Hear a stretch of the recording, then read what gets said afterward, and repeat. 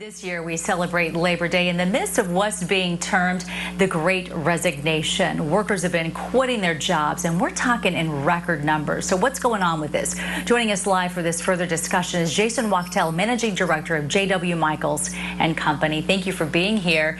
Talk to us about what's happening here. Why would so many people be willing to just walk away from their jobs right now? You know, what we've seen since the pandemic started almost 2 years ago, March 2020, is when we all went remote, no one thought this would be an extended time frame where employees would be working from home. But what we've seen is most businesses have thrived during this time. So employees are saying, if I was able to thrive in doing my job, why do I have to go back to the office? And if I have to go back to the office full time, I'd rather find a job where they're offering a hybrid schedule than have to go back 5 days a week. We're seeing that across the board.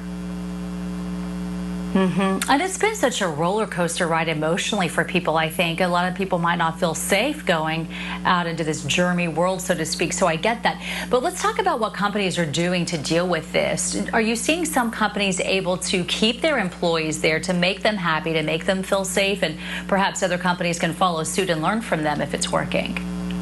Yes, I think most companies have really rethought what they thought the workplace looked like. I know at J.W. Michaels, I was a 5-day-a-week company, and if you were sick, you were still in the office. Now, if you do that, you can't be doing that anymore. So I think companies have sort of rethought what it looks like to be in the office. And I think in order to attract the greatest talent, but also keep your employees happy, a hybrid schedule is the new way people are doing so. So whether that's 3 days in the office, 4 days in the office, working remotely 2 days or 3 days a week, that's what most cutting-edge companies are doing now. And if you're not, you're going to have a very, very difficult time keeping your talent and even more so growing your firm by attracting talent. And do you feel like most companies are truly able to pull this off? Because I think we've seen the past year and a half, businesses we never fathomed that would be possible have done it, but it might have been a little inconvenient at first. So you really feel like for them to adapt and to keep and retain those employees, they'll have to make that a possibility in the future. You know, it's a very good point. When we went remote in March 2020 at J.W. Michaels, I said, who is going to hire employees remote? I said, we're going out of business. But what happened is that over time, companies really evolved. They evolved their hiring strategies. They evolved their thought process. And many, many businesses are thriving during this time. So going back to your original question, it's hard to mandate to tell employees you need to be back in the office 5 days a week, when they've proven that most businesses have thrived during this time.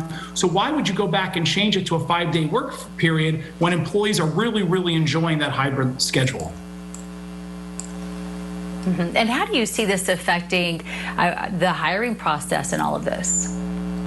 Well, you know, I think it's very interesting. Like, for example, in Houston, generally your competition as an employer trying to hire employees was other Houston companies. But now the likes of Facebook, Amazon, and Google, they're hiring remote workers across the country. So now you're not only competing with employers in Houston, but now you're competing with the biggest firms in Silicon Valley who are just want to obtain the best talent the market has to offer. So it's made the hiring process much, much more competitive for great talent.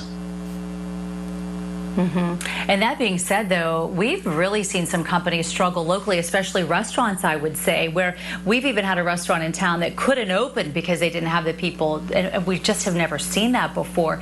Do you think that problem might die down a little bit in the future as more people might be anxious to get back out into the workplace? I think what you're going to see is with the federal government cutting the unemployment benefits, I think that are happening momentarily, you're going to see employees have to go back to work because during this process, you're making more money from unemployment than if you're going to work, whether that's working at a restaurant, working in a warehouse. So now that those benefits are ending, you're going to see that people are going to be going back to work, and service at restaurants will get back to normal. People working at warehouses will get back to normal. But I think you're going to see a big change starting in the very near future. And Jason, what would be the suggestion for anybody right now who's just trying to figure out what their future holds? It sounds like being high tech, feeling really comfortable with Zoom or whatever process you used, is that the time is now to really feel comfortable doing that, isn't it?